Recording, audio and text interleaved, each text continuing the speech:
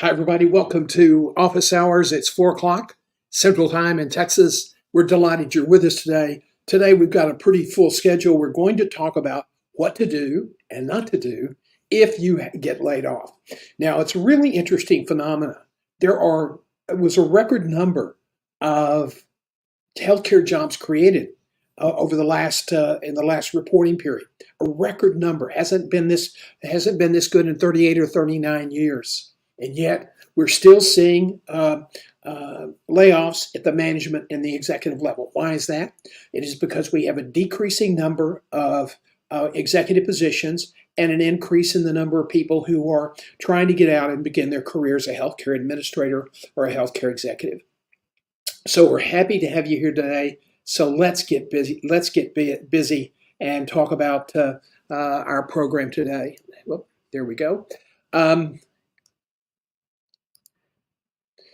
This is really important because a lot of people they think they know what to do in a layoff, and yet when it happens, not doesn't work so well. So people make mistakes, and so what we want to do today is help you avoid making some silly mistakes that might compromise your position. The biggest problem today with layoffs, especially at the management level, is that you have uncertainty in the economy, and that's hard to really deal with. Uncertainty just seems to be with us these days. I mean, the economy is in great shape. Food prices are still high, and that's what gives people the impression that the economy is not doing as well. But we've had good job creation, but not so much in the management and executive level. For the last 2.5 years, those numbers have been declining, and they have not reached the pre-pandemic levels thus far. And so that's why you're seeing layoffs. Let me tell you a little bit about myself before we go any further. I'm a former crime writer and investigative reporter. I was the first director of Lifeline at Herman Hospital, which was the second such program in the United States. I did so well there, I guess they decided to let me become a traveler, and I was the national marketing leader for the aircraft operating company. I developed one of the largest rural community health systems in the 1980s in Texas and Louisiana, and I was a senior partner in a global executive search firm. I've worked in 6 different countries on 4 different continents and across 38 states in the United States. Today, I serve as an executive coach and a career advisor strategist for people who are entering the job market and people who are trying to elevate their career. So again, we're delighted you're here today. Let's get started. Today's agenda, we're going to really look at the overall piece of the pie and then break down with some specific strategies. First of all, an overarching rule in this age of uncertainty. You cannot sit this out and hope for the best. In other words, you can't sit there and say, I'm not going to build internal networks. I'm not going to play, quote, office politics because I don't like it. It makes me uncomfortable. You've got to build those relationships. You don't play bully politics. You don't play negative politics. You build relationships. And you need to do that before you get the tap on the shoulder. Why? Because if you are building strong relationships, that makes it less likely that you'll be the one who gets tapped on the shoulder. Now, one of the things you need to do, especially if you're in a larger organization, that's organizations with more than 100 people, is monitor the Warren website. It's the Labor Department's, and it's called Warren, and it basically allows you to. It's about employee layoffs and training and notification. And if you you get to the Warren picture, and then you can take a link to your state and see what organizations are laying off. If your company or any organization has more than 100 people, full-time equivalents, then they must provide at least 60 days notice about an impending layoff. Okay, so you want to monitor the Warren site. And let's talk now briefly. We're going to talk briefly about current market and economic conditions. We're going to talk about the importance of having an emergency preparedness plan. You are the CEO of you, and you must have a written career plan with branding and networking strategies. And one other thing that we don't always talk about, but it's very important because I've had several people call me over the last 2 weeks and said that their companies had installed software in their system so that as soon as they were notified, left for the notification of being laid off, that program completely wiped off their email, contacts, and all of that information that might be beneficial. So do not, under any circumstances, keep your contacts solely on your office computer. Those are relationships that you have built, yes, for your employer, but you have the right to protect your relationships and your contacts. So be sure that you are constantly updating your home computer. Do not have a resume in your office computer. Have it on your phone or someplace else, but don't have it in your office. Okay. And why the landscapers have come into this afternoon to do work that we're supposed to do this morning is beyond me. But we're going to power through this. Now, when the layoff notice arrives, here are some important do's and don'ts. Do not get angry, even if you feel others with lower performance reviews are not being included. And yet that's a natural reaction. You see Joe or Barbara or Sue or Willie, and they're slackers, and yet they're staying and you're not. And that is hard not to be angry about that, but you cannot get angry. Do not sign anything until you've had a chance to review the agreement carefully. And if it's more detailed, you want to review it with an employment lawyer. Now, if you don't have an employment lawyer, be sure the attorney that you do visit with has employment law experience. Okay, do try to record the notification if it occurs on video. There was a spectacular video that went viral a week or so ago where a woman was being fired by two of the most inept HR people I have ever seen in my life. And I've seen a bunch. And they couldn't tell her why she was being fired. They couldn't understand that she had exemplary support from her manager or supervisor. They couldn't tell her how many people were being laid off. They couldn't tell her why she was selected over other people. And she was just very calm. She kept asking him. She recorded the whole exchange, and she kept recording them and asking, and she remained very calm, which you must do. And it was probably, I don't know what the company ended up doing for her, but it probably better be pretty good because they look like a bunch of idiots. So now, it's okay to ask why you were included if your previous performance reports, especially if they were recent, were exemplary or above average. If it was just good, that's not good enough anymore. So you can ask those questions. Do ask for the total number being laid off so you'll have some context. I was part of the layoff and they laid off 500 people. That helps you when you're doing your exit story, okay? So do not sign anything until you've had a chance to carefully review the agreement. They will try to get you to sign it right then. They will say, no, you need to sign it right then or you're putting your severance at risk. And to say, well, and you then, if you try to withdraw the severance because I want to take a reasonable amount of time to look at this and understand this and not to sign it while I'm in such shock, then, we're probably going to have some problems. HR people do not want problems. HR people don't want to admit when they laid off they were idiots and screwed it up. So they will more than likely allow you to take it home. If it's just a 2-paragraph letter and you understand it completely, don't make a big deal over that. Go ahead and sign it. But you want to be sure it spells out everything in that letter or that note that they're asking you to sign that they are saying to you verbally. Because if they say something to you verbally and you sign a document that does include key provisions, they can say, well, look, we didn't say that. What's the proof? So that's why you always, if they're doing it to you virtually, try to record it. Okay? Be sure that if you are in a 2-state notification state and you're recording somebody, if you're required, you may be required in your state. Florida is one of those states. I think California and New York are, where you have to notify the other party that you're recording the event. If you are in a state like Texas, you can record the event without their permission. Okay, we're a one-way state in more ways than one. So be sure that if they're telling you things that will be in your agreement and they're not listed on that paper, just say, okay, well, where are you going to reference this? Oh, don't worry about that. You're going to get that's what everybody's getting. I'm sorry, I would like to see it in the agreement because you would expect nothing less of me if I were doing this to you. And so don't get angry. Don't say things that will lead to recriminations, or don't say things that might lead you to losing your severance. It probably is not going to be an earth-changing severance payment, but at this point, you want to get as much from them as possible. Okay? So just remember those rules. Hey, by the way, if you'd like a copy of this presentation, email me at info@johngself.com, and we'll be happy to share the slide deck with you.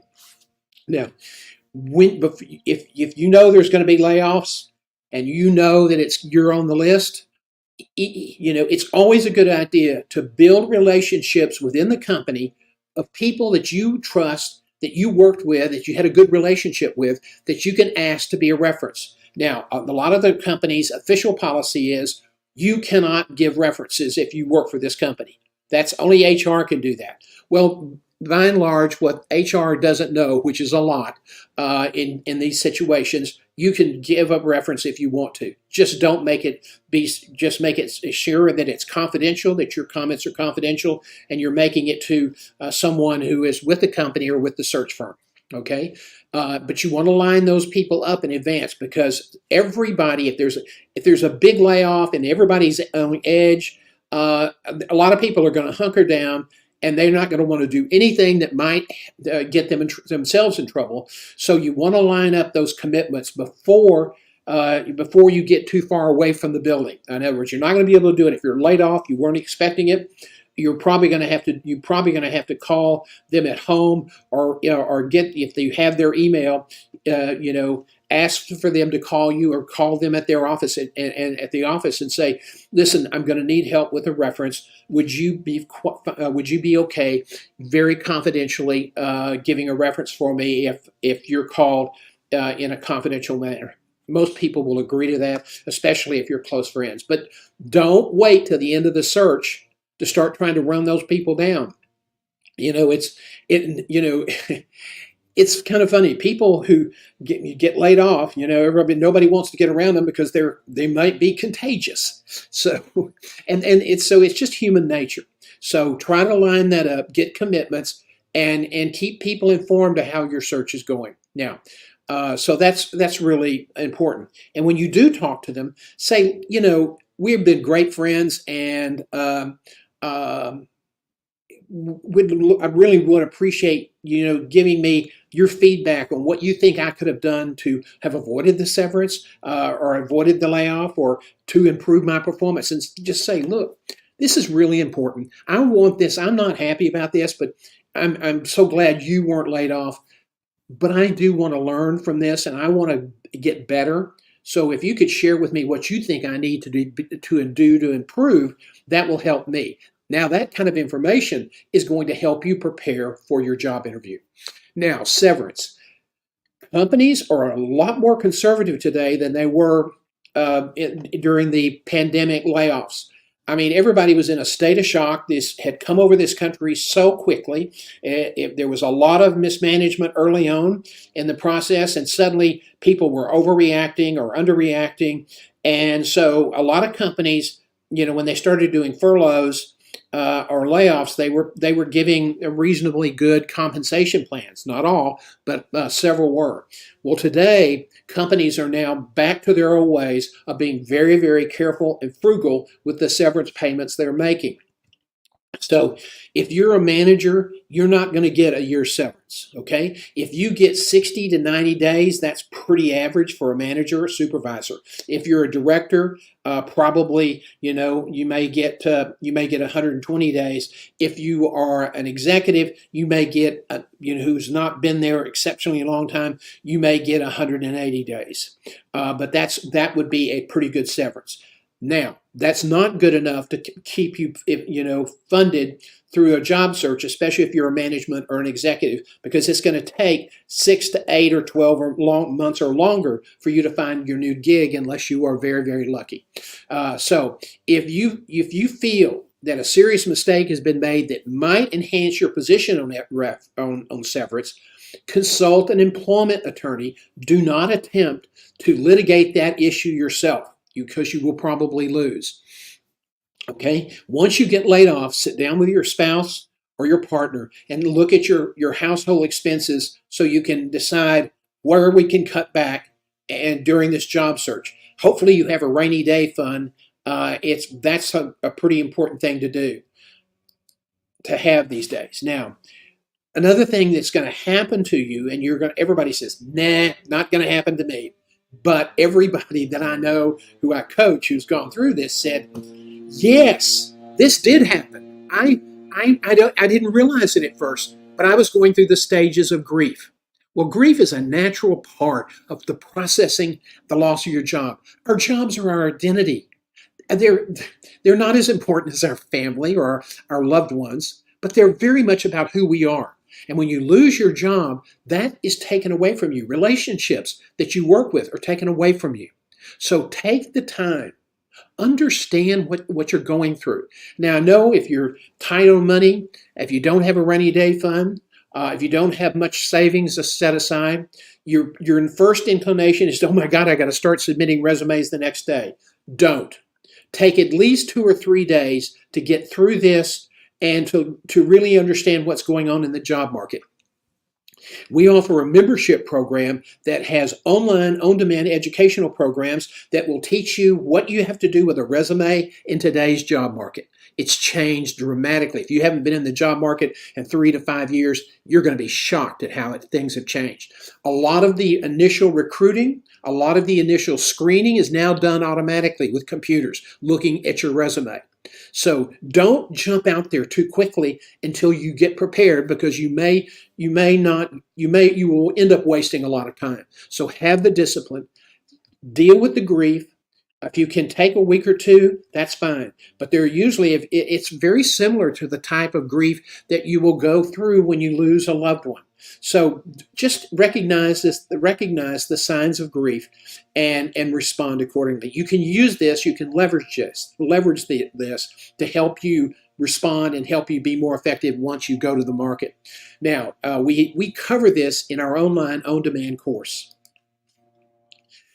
As I said earlier, finding a job today in this market with economic uncertainty is really, really challenging. And there are things about the market that are looking very, very good, and there are things about the market that are a little iffy. Banking is and commercial real estate is taking a hit, and New York, a big bank on the East Coast, is going through one of those upsets. I mean, they were way under reserved on their potential loan losses on real estate, and it's going to be a struggle for them to survive. And this was not a small bank. This was the, I think, 14th largest bank in the country by assets, and so that's pretty significant. The regulators don't think it's systemic. In other words, this is not something that's going to caterwaul through all of the banking industry, but they do think that this is significant. Commercial real estate is a big vulnerability to the economy, and it could start a very negative trend rolling down the hill. So you have to be ready. You have to understand the market. You have to put some money aside in case something bad happens in your career. Now, finding a job is so challenging. Why? Because the job market for managers and executives, by numbers, has shrunk. The competition hasn't, but the number of available positions has shrunk. If you're an hourly worker, or if you're a staff employee, or if you're a designer, a lot of those positions, a nurse, waiters, those people are not having any trouble finding jobs, but managers are. I just had a client, it took him over a year to get 2 offers. And it has been unbelievably hard on him emotionally, on his ego, on his, he was a competent, extremely successful executive. And yet he is now really, he really struggled. And he's a talented guy.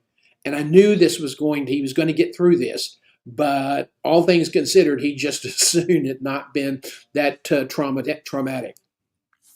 I've had people come to me with fears of being homeless because they were scared they were going to run out of money. Okay. Now, once you've gotten over this initial issue, keep your commitments. If you tell them you're going to sign that severance agreement and get back to them in a day, then try to do that. Try to see your lawyer as quickly as you can. And you want to be careful you don't put any severance at risk. but you don't want to sign an agreement that may limit your rights. Okay, and companies sometimes don't behave well. Now let's talk about another thing you must do if you're laid off, and that's establish a daily routine.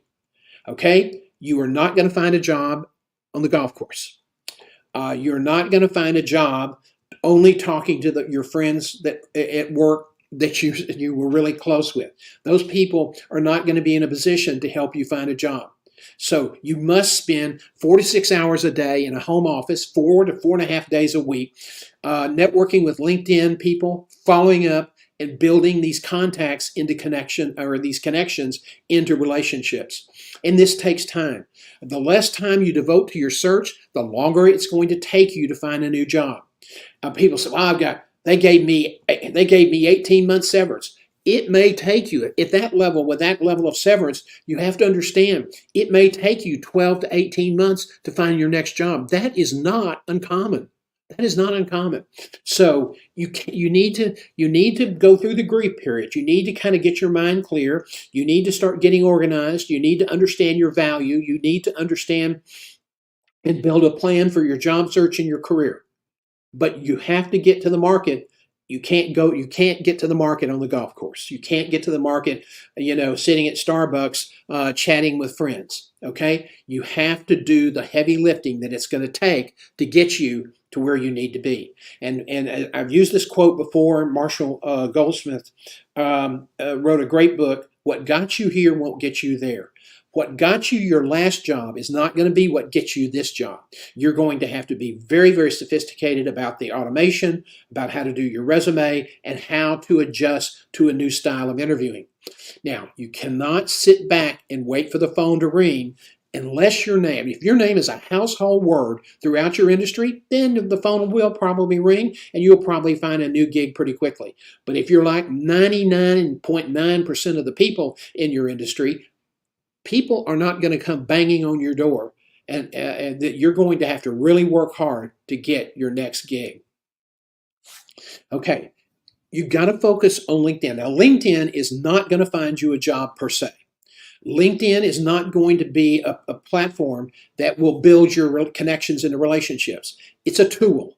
It's a tool. It's not automatic. And if you know how to use that tool, it can be very, very helpful. When you make a request, be sure that the request that you're making to connect with someone is aligned with your plan. If you have a career plan and you say, "Okay, this didn't work out. I would like to now, I've been a vice president for 8 years. I'd like to step up to the next level. Where would I like to do that? What organizations are out there that I've always respected and would like to work for?"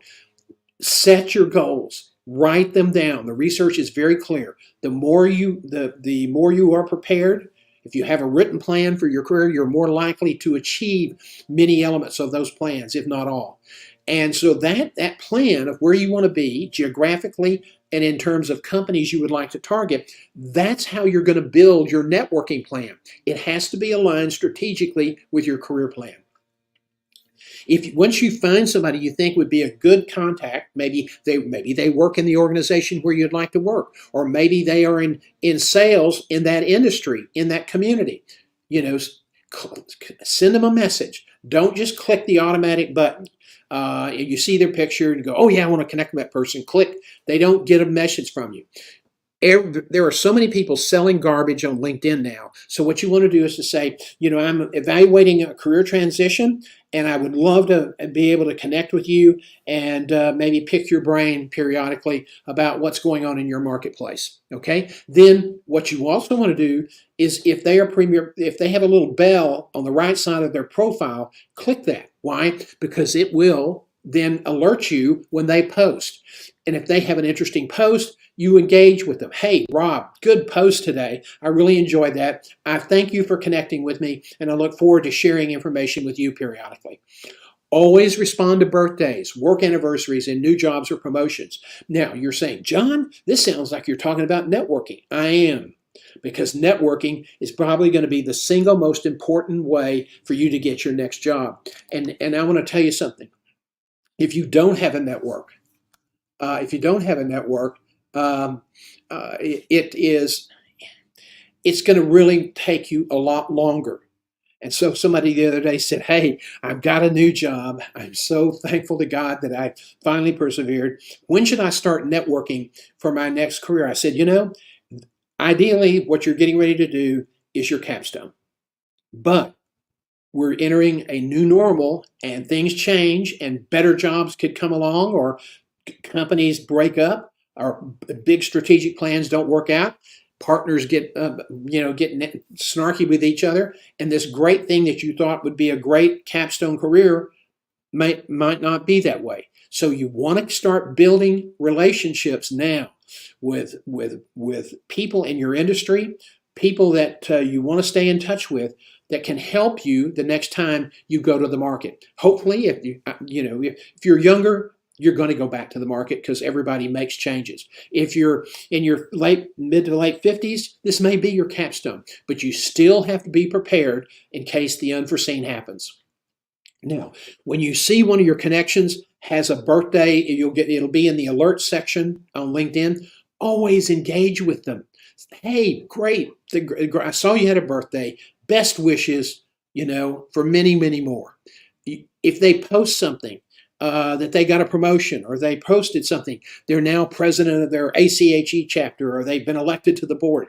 Hey, that's great. I served on the board 6 or 7 years with that organization, and it was really rewarding. Congratulations, and I hope it is as rewarding for you as it was for me. People, if you're not going to be successful with a tool like LinkedIn if you don't engage with people. And if the people you're connecting with are aligned with your career plan, you're in the industry, then when you go to, let's say you're in healthcare, you go to the ACHE Congress, and you see that they're pre-registered, you want to try to connect with them while you're at Congress. Have a cup of coffee, have a drink, have breakfast together. I would really welcome that, opportunity, even if it's just to have a consult, between meetings. Try to meet them face to face, because you can't do this digitally. Digitally is a tool, but you still have to use the old methods of networking to advance your career. Now, you have to make this networking engagement on LinkedIn and telephoning a part of your weekly and daily routine. I know you may not like to do it. I'm sorry. But if you don't do it, you're going to have a lot more trouble finding a job. It's tough. It's really, really tough right now.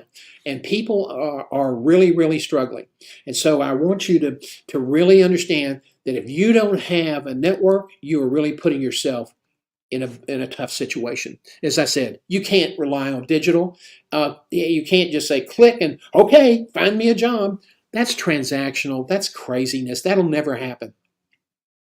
When you meet with people, you may be desperate. You may be really scared. Never use the phrase, help me find a job, or it's nasty your cousin. Find me a job. Okay, I had that happen to me all the time as a recruiter. And when I was president of the American College of Healthcare Executives chapters in Northeast Texas and in Dallas, I couldn't get enough, I guess. But I had people call me all the time, find me a job. That is the worst thing you can say to anybody when you've been laid off. Find me a job.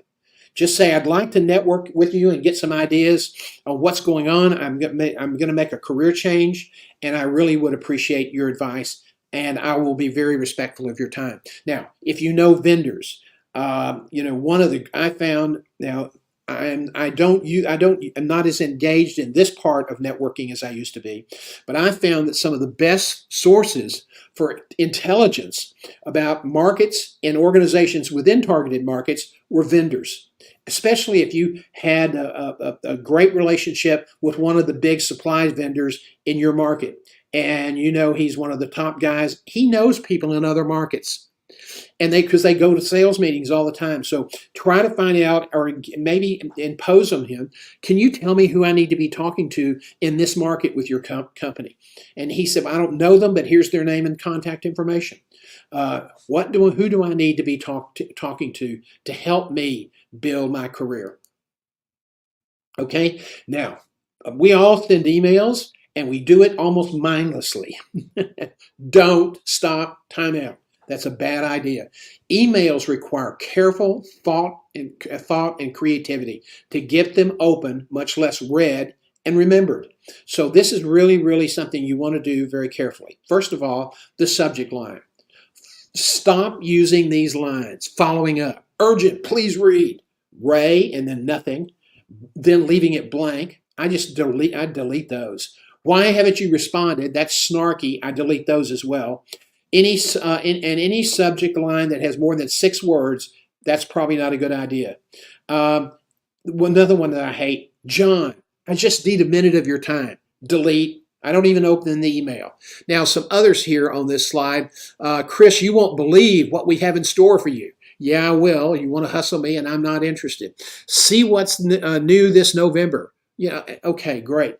Some of these are just so trite. Try to be creative, but don't be too cute by half, and keep it concise and to the point. Just be mindful that your subject line can either get that email eliminated or opened. Okay, so it's really, really important for you to pay some attention to that and be very, very attentive to the content of your email. Be sure that you're not making mistakes, typographical errors. Boy, I tell you, I have to be really careful with emails because as I've become more mature, sometimes my thumbs, I don't hit the board hard enough, the space bar, and so my words run together. And then I have Grammarly and another punctuation service that I use on Outlook, and they start going off like crazy. So be sure that you're not making mistakes. Be sure that you're checking your grammar and your spelling, and that you're not doing stuff and just all the basic rules of email. Okay. Now, what I hate is I need just a minute of your time, and then you open it up, and it's this huge, long 150 to 200 word email. I never read those, and I throw them away. Now, I am not looking for a job, and I'm very much active in trying to build my practice. But if you look here, I have 477 total emails this morning. I believe this is when this was taken. Do not buy email lists and to send them to every hospital or manufacturing representative or whoever.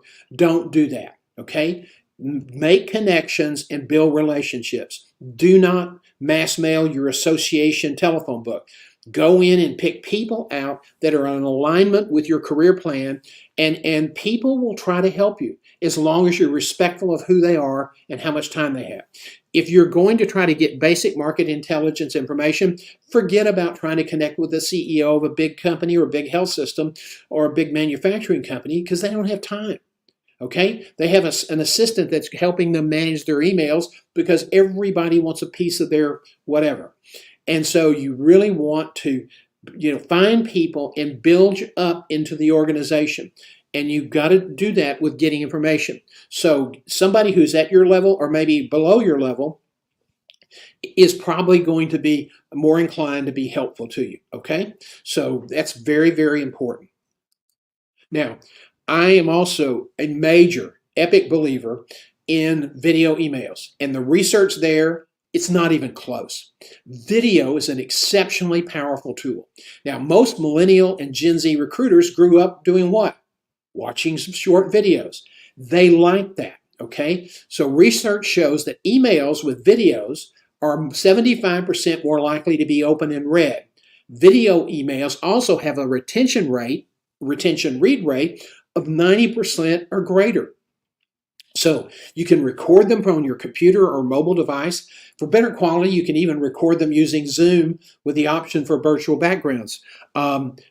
It's okay if you're just sending it to a contact to use your cell phone, hold it up and say, "Hey, Dan, John here. I really wanted you to know how much I appreciate you connecting with me. I'm working on my career transition, and if you hear anything, please let me know." You build some relationship, and then put in, "If you hear anything, let me know." Don't put that in the first sentence. People now, if you use something like iMovie to edit this, that's great because they have something called a focus title that then the letters kind of move across the page. Anything that you can do to animate your title page is really, really helpful. You know, when you're drafting your email message that wraps around this video, um, you want to be sure that you explain this video was specifically made. I made this specifically for you, and it comes off a Chrome back website called SendSpark. There's another one called BombBomb. There's several out there. I like SendSpark because they have good rates and they're a Texas company. But this is what you see on the right here. This is what the email looks like when you open it up. And it has a call. It even gives you a call to action button if you buy the premium version. It's not available on the free version, but it's a very professional looking thing. You can create a logo for yourself if you want to, tag with a tagline. These are very, very helpful. Now, I like title pages that have some movement so that when it embeds in the email and it's a GIF and they have a really high speed connection between that link and their server. And so, sometimes people get really nervous. And if you reassure them, this is a safe connection, there is no malware involved, and this is endorsed by Chrome, people will typically click that. Not all people, but a lot of them will. And when they do that, especially if there's some movement, if it's a static picture, that may not. But if they see that it's a movie, if there's some animation in the title, then that helps you get the open. And when they open it, they remember it. This bottom one here is a message I send to all of my new connections. And this is just the first frame of the video. I have a green screen, virtual green screen, because I used Zoom to record it. Zoom has a little bit better quality of screen recording. The top one is a message I send to all people that are having birthdays, and it's animated, okay? And it's very short, and it has music behind it. It's more of a celebratory kind of upbeat thing. People remember these things. People remember these things. And you can use them in an email. You can also use the link you can put a link in a DM in LinkedIn or other DMs, and it will implant the GIF with animation. So it's a great marketing tool. It's a great way to expedite your relationship building. So what are we talking about here? We're talking about, let's just kind of stop for a second. If you get laid off, they're the steps you need to follow on that day or the subsequent few days thereafter. Don't get mad. Don't try to get even. Don't do anything that's going to damage your brand. Take the high ground. Don't sign anything prematurely, especially if it's a more complicated or more lengthy document, because you're probably in shock. I know when I've been laid off in the past, I was really caught off guard, and and it really just flummoxed me. And they said, no, you have to sign this. I said, I'm not going to sign this. I didn't know that you were going to do this. Nobody had any courtesy to talk to me about this issue. So consequently, I'm going to take this home and look it over tonight, and I will get back to you tomorrow. And if that's not good enough, then we can debate that in another venue, okay? But do it politely. Be polite. Take the high ground. Take a couple of days. Most of us, we all would like to think we have a big rainy day fund or a big savings account that we can use to fund our lifestyle while we're looking for a job. Well, not everybody does. So you want to start thinking about how you can adjust your household budget, what you can do away with, and then realize it's going to take longer for you to find a job than you want it to. And if you're an executive level, it's probably going to be 6, 8 to 12 months or longer. So you need to get in routine. You need to work your plan. You need to develop a career plan, and you need to work that plan. And you need to build connections with people who can help you fulfill your goals. Now, let's talk about the elephant in the room: advanced career management or active career management. Excuse me. This is one of the most amazing things in the world to me. is that people know, they read the articles that said, if you have a written career plan that's actionable with accountability, you are going to be more successful than you would have if you just had it in your brain and just kind of, oh, well, let's see what comes up today. You want to develop a plan for your job search and your next where you want to take your career. Go to the end of your career and build it back. Okay, that's the smartest way to do it. Develop a brand strategy and a plan, a communications plan. How are you going to do? What are you going to say about why you're in the market? If an employer asks you why were you laid off, you're going to have an exit statement that's really positive, really upbeat. And that's when you can use information like, I was one of 500 people laid off. I did not have as much tenure, and tenure was a key issue within my department or my division or whatever. So that's that. You want to be able. You don't want to try to think what you're going to say when you're sitting in front of an interviewer. So you want to get all of this planned before you go to market.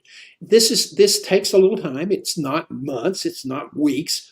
You can do this very quickly. If you have questions, you can even schedule a free call with us, and we'll kind of help you walk through the steps. If you want to become a member of our career community, it's $48 a month. I think it's 48, and you can get access to all the education that's going to teach you how to do this, okay? And you have unlimited application. Plus, you will also have access to all of these lectures on Wednesday, our lunch and learn on the first and third Tuesdays at noon, and we do Career Live on Thursday mornings, where we're trying to keep everybody updated with good information. Okay, without a vibrant, strategically focused network, you will miss out on some great opportunities. Why? Because 60 to 70% of some of the best jobs aren't even listed online. So you want to do your research. You want to develop a brand and plan. You want to implement networking 3.0 strategies. Okay, you're going to have a lot of people who want to network with you. When you look at their inquiry, you say, why would I want to connect with that person? They're a life insurance salesman in Milwaukee. I don't want to live in Milwaukee, so I don't need to connect with that person, and just delete the request. You can go to on LinkedIn and just say, I don't know this person, because and that usually takes care of everything. But you want to connect with people that are aligned with your plan, whether it's an incoming connection request or an outgoing connection request. Okay? Implement, this is networking 3.0. It's networking 3.0 because it's tied to your written career plan. Okay? Now, do not, if you don't do this, if you don't build a plan, if you don't work your plan, okay, then you may be forced to settle. And that's just craziness.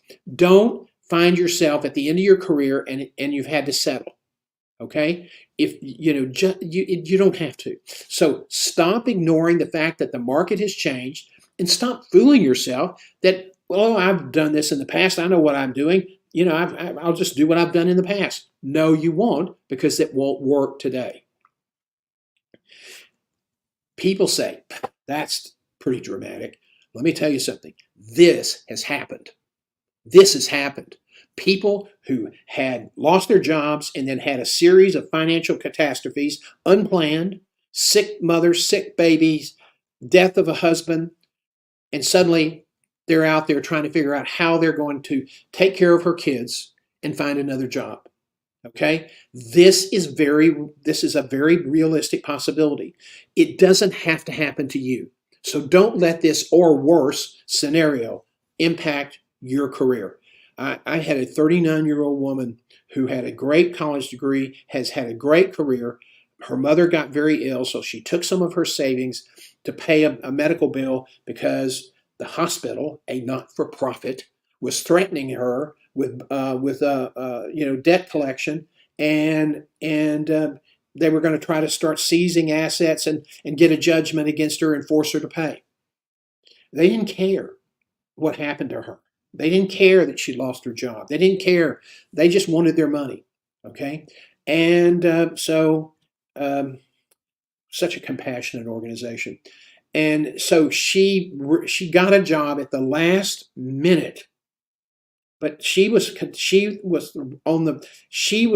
that following Monday to her attorney's office and file for bankruptcy. And she was also behind on her rent, and the landlord was telling her, "You've been a great tenant, but if you don't get me my money, I'm going to have to evict you." That's this kind of stuff. Well, a lot of us think, "Oh, never happened to me." I'm going to tell you something. As a reporter back in the day, as somebody who's been all over the world, I can tell you that a lot of us are sometimes not that far from a total life meltdown. A series of bad things can happen and can wipe us out. So don't let that happen. Plan ahead. Build your network. When you get laid off, the first thing you got to do is keep control, but then you got to say, "Man, do I have a full challenge ahead of me," and embrace that challenge. Okay, so I hope you'll join us for our group for the latest career and job search updates. Our membership program is called Your Career Community. Visit johngself.com. On the right side of our homepage, there's a little tab that says the portal to your community. You can join it. There is no contract. It's month to month. You get access to all of our online on-demand courses. I think there are 11 of them now. Weekly live coaching lectures like this one. Discounts for one-on-one coaching. If you engage me for a full service outplacement package, it would be about $550 a month or something in that neighborhood. You can do this you can get coaching for a substantial reduction, almost half or less than half what it would cost normally. And I will work with you. I will also stay with you until you find the right position. When we say we'll stay with you, I think you can talk to some of our clients who said that's exactly what we did. And if it gets to the point where you can't afford the monthly membership, okay, fine, we'll work out something else to help you. Because we're in the business of helping people. We're in the business of trying to share ideas. And this is not, I'm not here to charge big, high-priced, high-ticket offers for high-flying clients. Those people don't need this kind of help. There are a lot of people out there that do, and we're here to help you. So I hope that you will. I hope that you'll join us. Now, tomorrow morning, in Career Live at 7:30, we're going to talk about the layoff picture and why it's happening, and we're also going to be talking about another issue that's really can have an impact on your career. If you're a physician, if you're in technology, if you're an executive who is a top performer, and it's called a non-compete agreement, and the FTC is trying to get rid of that, and the Chamber of Commerce and others are fighting tooth and toenail to keep it in place. But right now, it's a substantial impediment to doctors because the organization has the leverage. If they don't want to stay in that, if they don't want to stay with that organization, the organization is going to try to make them leave town. Why would we want that to happen? Doesn't make a lot of sense to me. There are a lot of companies that say, well, we won't hire you, John. That's okay. We don't work for companies. We work for people like you. So check us out in the morning for our non-compete agreement position, and also a little update on what's going on with the job market. I hope this has been helpful information to you today, and that you'll join us again next week at 4 o'clock for office hours.